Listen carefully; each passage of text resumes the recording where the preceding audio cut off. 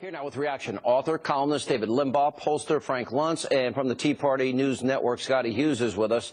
Let me, for full disclosure, I like both these guys. I certainly don't believe that Marco is a lightweight. I'm not sure the origination of all of this. David, do you think this benefits either of them?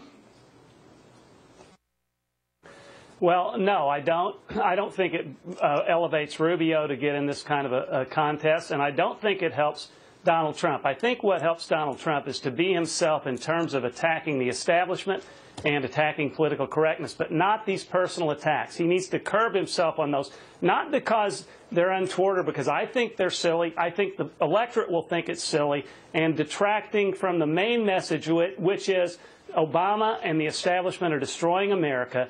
I will help resurrect America, but attacking people, his opponents or otherwise, is a waste of time, and I think hurts him in the polls, actually. All right, Frank Luntz, you've examined this. I think Trump is at his best when he's leading the fight on immigration, or when, Trump laid out a very detailed tax plan where he's telling couples in America, you make 50 grand, you send in a note to the IRS that says, I win, I owe nothing. Or immigration, any of these issues. I think he's better on the issues. Thoughts? Mm-hmm. And he's also great on political correctness. When he took on, and he talks about how we have to get away from it, that our problems are too serious to be holding back. That's what Trump does best. Marco Rubio does best on substance. Marco Rubio knows the details of foreign policy and national security. He knows the details of domestic, of economic policy. And so when Rubio is speaking about economics, he is going to be incredibly strong, and Trump, frankly, can't hold a candle to him. But when Trump goes after the establishment, that's where I would say to Rubio, don't take him on. And so both of these candidates going to war against each other, it's not smart for either of them at this point. Scotty?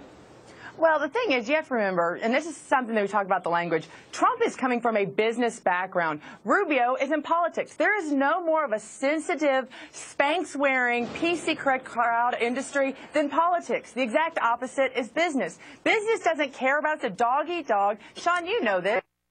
And so, therefore, when he talks, all that matters is he making people money, which he has. Here's what's really sad about this, though. These two going after each other, if they would actually combine, talk about a dream team of what today's GOP needs. They hit every spectrum. You've got a guy strong in business, and you've got a guy who's worked from the grassroots all the way up to the federal level.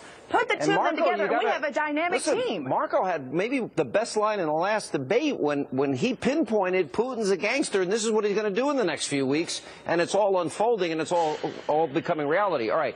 So we had Kevin McCarthy would like to be the next Speaker of the House. I had him on the program last night. I pushed him pretty hard on the issue of whether he would use the constitutional authority that Congress has, the power of the purse, to get things done. Watch this.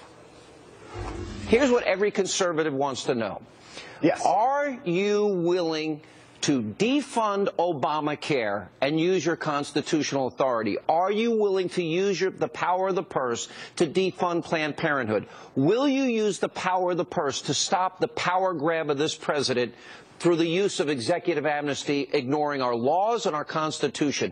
If you're Speaker, will you go into your conference and say, this is what we should do, we need to unite together? I will unite them, and yes, we'll do it. But you know what? You will do We're not going to do it when we have one day. This is what we're going to do, Sean, and we're not going to be able to do it alone.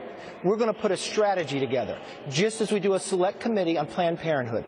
David, 60% of Republicans feel betrayed by congressional Republicans. What do you think of the answer?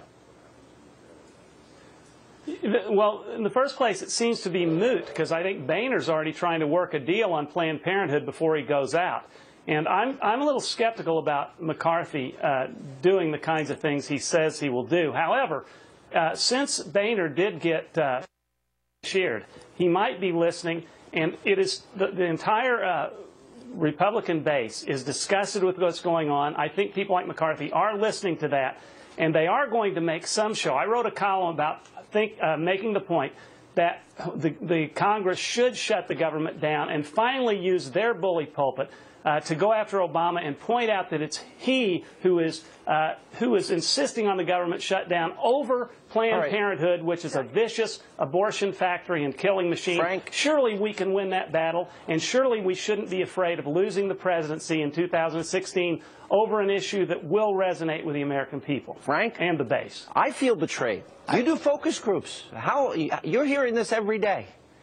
What did you think? Yes. Well, first off, I saw the whole interview. I saw both sections of it, and boy, did you push him hard. You deserve a lot of credit for doing that. But you know what? Kevin pushed back, and he deserves credit as well. And he offered you something that no other leaders ever offered. He said, hold himself accountable. He'll do your show once a month. He'll come on. That's true. The difference between Kevin and the other, and I give him credit for that, because you're tough, and he was tough right back. The difference is that Kevin is likable, that Kevin is smart about these policies, and that Kevin is opening up the leadership so that conservatives have a chance and, most importantly, a voice. Well, and that is something that they do not have. So I hear he's trying to get Trey Gowdy as the House Majority Leader, and Trey doesn't want the job. No, he didn't. Give you know him credit for opening up for conservatives to have the chance to be heard, to get their votes on the floor. Right. Sean, please give him credit where credit is due. All right, we'll give him credit for that. But I'm a trust but verify guy. He did try to bring Gowdy in, and in fairness, Scotty, no Republican House Freedom Caucus members running. There's two guys running. No, that's right, and they don't want to run, which also speaks very highly, lowly of them, actually. You know, the one thing you last night, Sean, that I did think, I think it's great that he's willing to be held accountable every month by one of the hardest pushers, questioners out there, but he put a loophole in his answer. He said, if it's the strategy to win. That's his loophole. He says, yes, I have no problem. I'll push for it if we're going to win. If it's the strategy. When they use words like that, that's why people doubt it. And the telltale sign last night that I think my red flag went up when you asked him, what grade do you give Boehner? And he came back with, what was it, a B? If you give anything less than anything higher than a B minus, anything higher than a D, I would be very, very unimpressed. And for the record, I gave a D minus. All right, guys, thank you both for being with us. Appreciate it. Thank you all for being with us.